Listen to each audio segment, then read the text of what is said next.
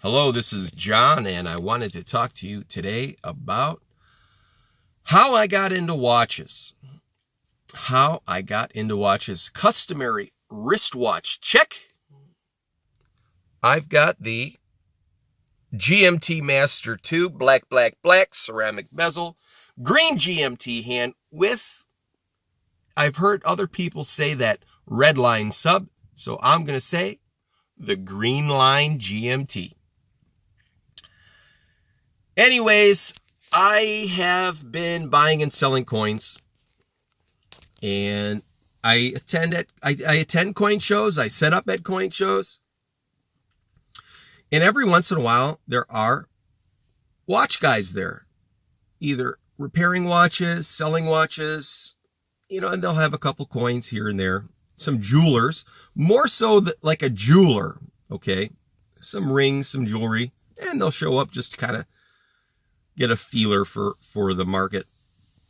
But and I had a quartz watch, and I was buying and selling some coins from a particular dealer, and they always had a nice new Rolex, and I was like, man, talk to me about it. And I would just ask questions. You're asking questions, and he says to me, John, if you're going to market for a nice watch, just take some advice, and just research and buy one nice watch. That watch you'll have forever. Make sure it's a nice steel sports watch. It'll last you, and you can take it and get it repaired. With those quartz watches, it's pointless to fix the battery. If you take it somewhere, if you don't fix the battery yourself and take it somewhere, they're going to charge you $8. You might as well just throw it out and get a brand new one. And I'm thinking to myself, my God, what watch do I want? So the more research I do, the more I'm bombarded with Rolex marketing. It's all Rolex. If you go out there and look at watches, you're driving, there's no company that advertises more than Rolex, period. So, I'm kind of thinking about it. I'm lukewarm about it.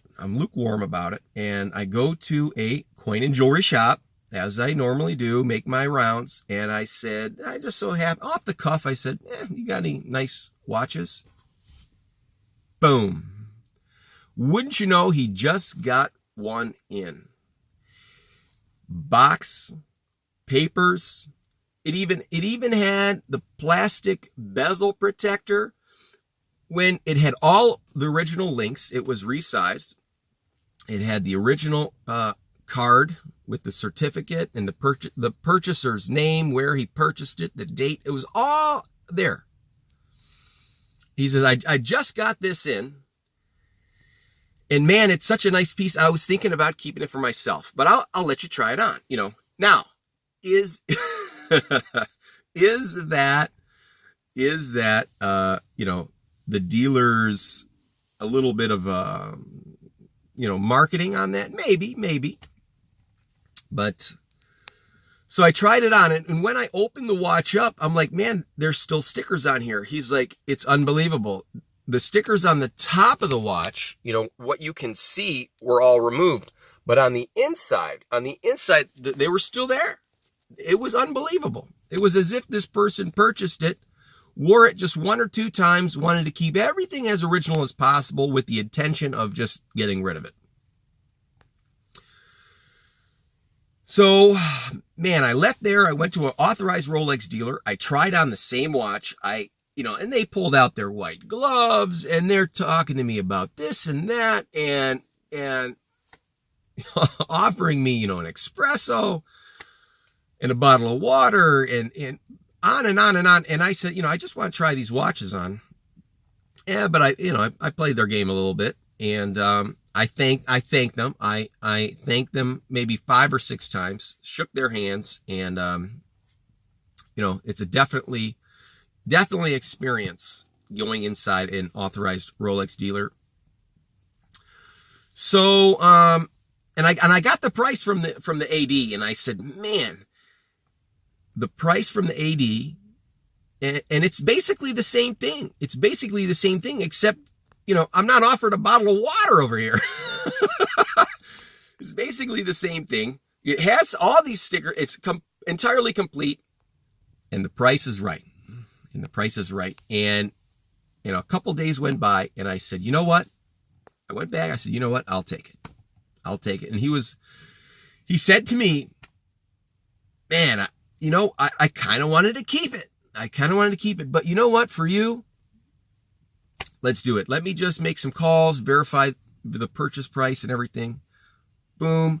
Wrote out a sales receipt. And this is my first big time watch. So what did I do? I went straight and I insured it. If you've got watches, are they insured? Okay. So I insured it. I had to pull out a new policy and get it on there with a whole written ordeal. Maybe I'll talk about that in the future. But wouldn't you know, a couple years go by, I wear that watch back into the dealers, and he says to me, man, you know what? If you want to sell it, I want to buy it. So, that original statement that he made years ago was true. It really is a nice watch. And I, there's ups and downs. I loved it. Then I was like, I can't believe I did it. I had some regrets, and then come full circle. It's here to stay. It's here to stay. And you you have something, when you buy it right. And I have no intention of it leaving my collection. So there you have it. There's a quick story about this watch. Absolutely love it.